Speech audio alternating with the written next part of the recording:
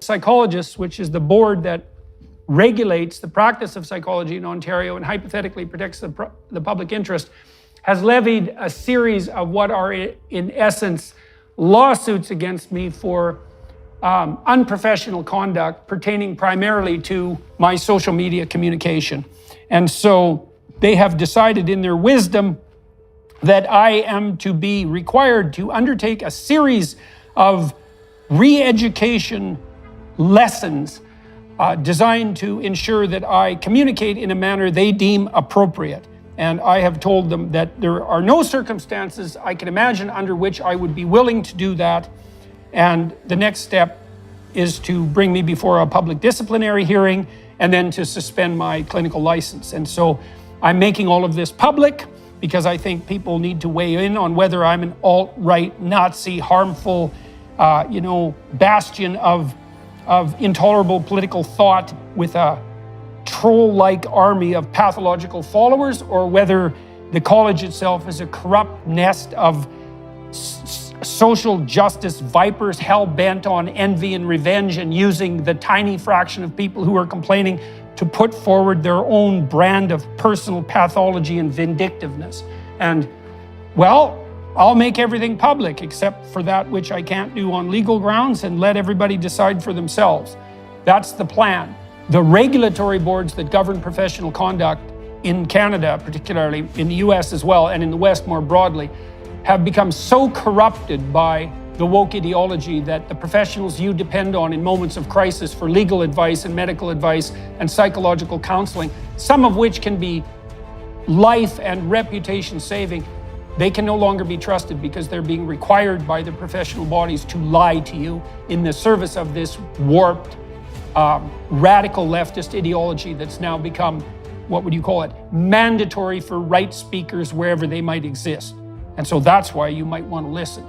The College of Psychologists is the regulatory board for the practice of psychology in Ontario. There are a variety of regulated professions: medicine, dentistry, teaching, architecture, psychology. That's not all of them. And these regulated professions have a board that's appointed by the government, whose mandate is to protect the public from unprofessional behavior on the part of the members of the regulated professions. And people can submit complaints to those bodies if they believe that they've been treated unprofessionally or unethically or otherwise inappropriately by a college member, so a member of the relevant profession. And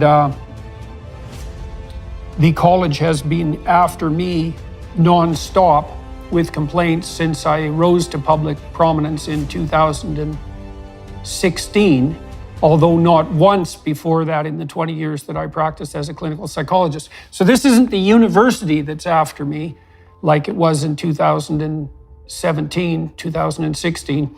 This is the College of Psychologists, which has started pursuing me in 2016 and has never let up. Now, what happens is that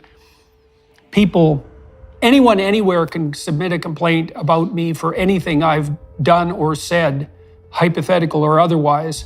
And then the college can, and that doesn't matter if they're a client of mine or ever have been, or if I've had any dealings with them, or even if they're the person who has hypothetically been harmed by my behavior. And the college has decided to pursue a sequence of such complaints, even though it's in their power to dismiss them as vexatious or frivolous, which is what I asked for, on the grounds that my social media communication has caused harm to people. And so they've essentially taken out what are the equivalent of more than a dozen lawsuits against me. And I say they're equivalent to lawsuits because the penalty for being found guilty of such misbehavior is quite serious. It can involve re-education, public apology, or even the removal of my ability to practice or to describe myself as a clinical psychologist. And of course, it took me about 10 years, all things considered, to get licensed. It's a very difficult process, and I'm not inclined to give it up lightly. In any case, they have been after me to a tremendous degree in 2022. I think there's 13 or 14 complaints, each of which culminated in one of these lawsuits. I'm represented by legal counsel. There's so many of them that they're difficult to keep track of. I probably went through 400 pages of documentation this week. And you asked me how I'm doing. Well, first of all, I found it extremely difficult to keep my rage under control, because a tremendous amount of my time is being wasted. It's extremely expensive. The allegations are not only utterly preposterous, but entirely political in nature.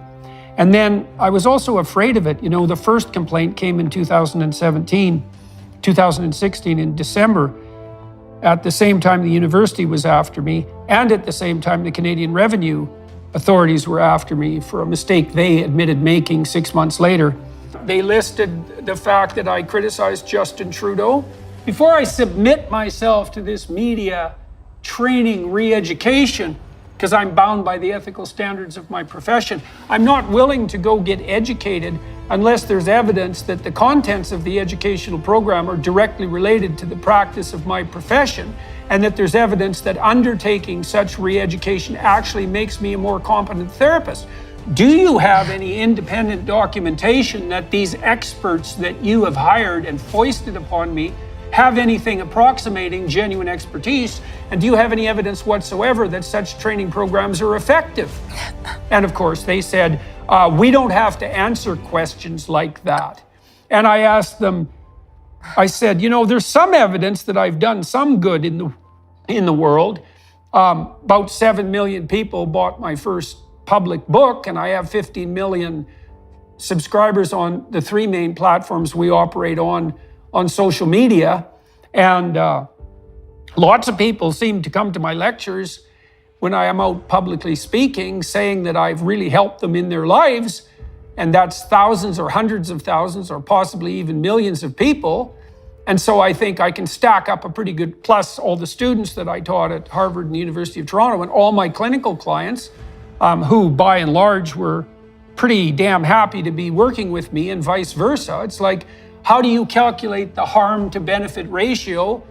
And what evidence do you have that I actually constitute a sufficient threat to the integrity of the profession that you're willing to bring the second harshest actions you have in your arsenal against me? And the answer to that was, we don't have to answer questions like that. And I had like 40 questions like that, none of which were answered. Their answer basically was, we can do whatever the hell we want. And we're telling you, you better go get re-educated, or you face a disciplinary hearing. That's the next step, is that I'd have to face a disciplinary hearing. And what I'm going to do for that, I do believe they videotaped that. And I'll take the videotape and put it on my YouTube channel, and people can decide for themselves, which is exactly what I want to have happen in this situation. Like, you and I talked about our strategy here. And I have been unbelievably angry about this. So it's been very hard for me to control my anger, and I know that's not right, and that my desire to seek vengeance is inappropriate, as is the desire in general to seek vengeance.